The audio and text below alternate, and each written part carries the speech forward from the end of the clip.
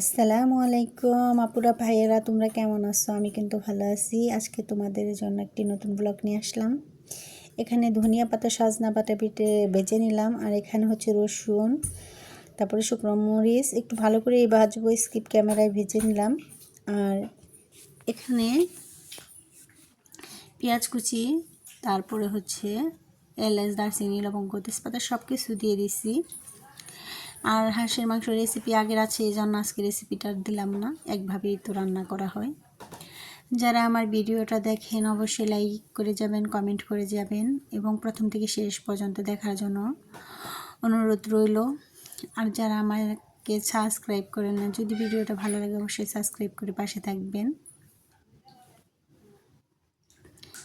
এখানে মরিচের গুঁড়ো, হলুদের গুঁড়ো, লবণ দিয়ে দিলাম, আর আদা বাটা, দেখেন এই যে আদা বাটা দিতেছি।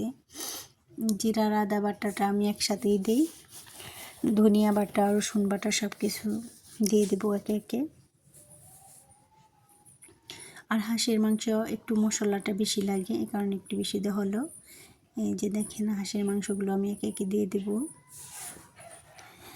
আর আজকে কড়াইটা দেখে কেউ কোনো খারাপ মন্তব্য করবেন না, সবসময় ভালো লাগে না। আজকে শরীরটা ভালো নাই, এই জন্য এই কড়াইটাই রান্না করলাম, অন্য কোনো কড়াই ব্যবহার করলাম না। আর আমার ভিডিওতে দেখেন নতুন কড়াই কিন্তু আছে।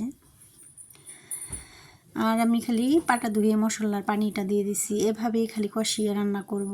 এখানে কোনো ঝোল দেব না আজকে। এই হাঁসের মাংসটা ঝোল দিলে আমার ভালো লাগে না, হাঁসের মাংসটা কষা কষা রান্না হলে ওটাই আমার কাছে সবচেয়ে বেশি ভালো লাগে। দেখেন কত সুন্দর একটি কালার আসছে, লোভনীয় কালার। এভাবে রান্না কিন্তু করলেও খুব ভালো লাগে, দেখছেন কত সুন্দর কালার।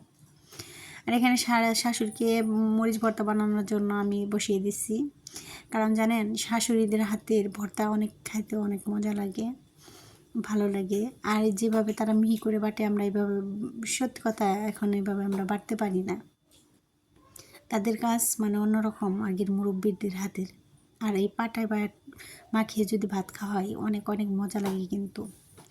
এই যে দেখেন শাশুড়ি বেটিয়ে দিল।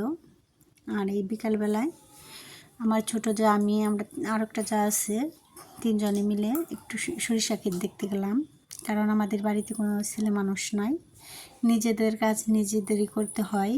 সূর্যটা দেখেন কত সুন্দর লাল লাল হয়ে গেছে কিন্তু।